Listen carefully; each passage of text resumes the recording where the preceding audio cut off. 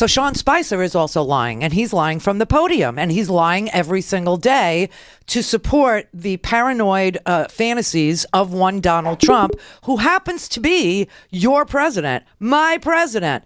And, you've got this brain trust of Roger Stone and Paul Manafort and Carter Page and General Flynn and Jeff Sessions, all implicated in this Russia collusion or this Russian cooperation activity in order to denigrate the campaign of Hillary Clinton and subsequently, should she have won, her presidency. Russia despised Hillary Clinton because Hillary Clinton despised Vladimir Putin's kleptocracy and his oligarchy and his race to the bottom and his robbing of his people in order to enrich himself, and told the Russian people that when Vladimir was running for, re-election, she said, if I were a Russian person, I'd be out on the street protesting, and he never forgave her.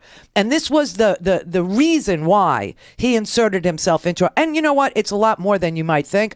Here is a girl, I've never even heard of her. She's from New York, a member of Congress. I think her name is Stefanki from New York. And she asked at the very end, they finally gave her a chance. Was it just, the we know that they didn't involve themselves in the actual tabulation, the actual counting of the ballots, because it's so decentralized that they would have been involved in, at least 5 states. Each state, as you know, has its own manner in which they conduct a presidential election. But she asked a very big question. Are there other areas that were hacked besides for the DNC? And of course, I have told you this over and over again, that the GOP was hacked too. The creepy part is only the DNC stuff was ever released by WikiLeaks. But other GOP entities were indeed hacked, as were voter registration rolls in various states. I think what we can say in an unclassified setting is what we have in the report, that there were efforts to penetrate organizations associated with the Republican Party, and that, I think that's what we said in the report, and that there were not releases of material hacked from any Republican-associated organizations. So the Russians hacked both. Now, why is that important? Well, it's important because only one side of their hacking was leaked, and that was the Democratic side. Now, what did they find out on the Republican side? Gee, I don't know. Maybe it's called compromat. Maybe they found out some stuff that they're blackmailing the current president and his administration with. And we don't know because they didn't give it to Guccifer 2.0 to leak to WikiLeaks. So either that or WikiLeaks made the choice. This we don't know yet. But what we do now know, and what I've said all along, is that the GOP was hacked as well. Many, many entities within our government concerning this election and how it was conducted were hacked. Details of that were hacked. Emails were hacked. Russians have that information from both sides of the aisle. But they only released one side, the Democratic side. Now, what they did with the Republican side is anybody's guess. I guess Comey knows, but I don't. But they asked him, well, why was only one side leaked? Yes.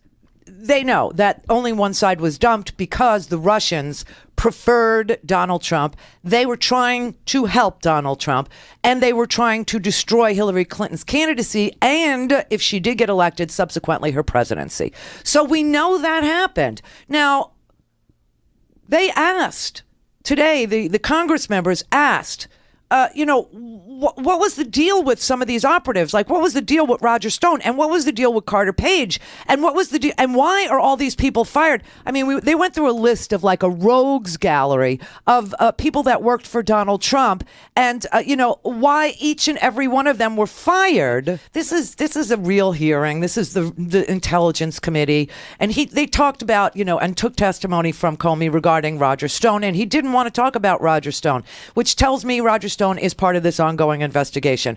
They talked about Paul Manafort, and he didn't want to talk about Paul Manafort, although they asked questions about Paul Manafort. And they also submitted to Comey the fact that Paul Manafort did not, just like Flynn, did not ever register as a foreign agent while he was representing the pro-Russian government of Viktor Yanukovych, and that it is a felony to not register as a foreign agent if you are lobbying on behalf of a foreign government to our government and you are a U.S. citizen.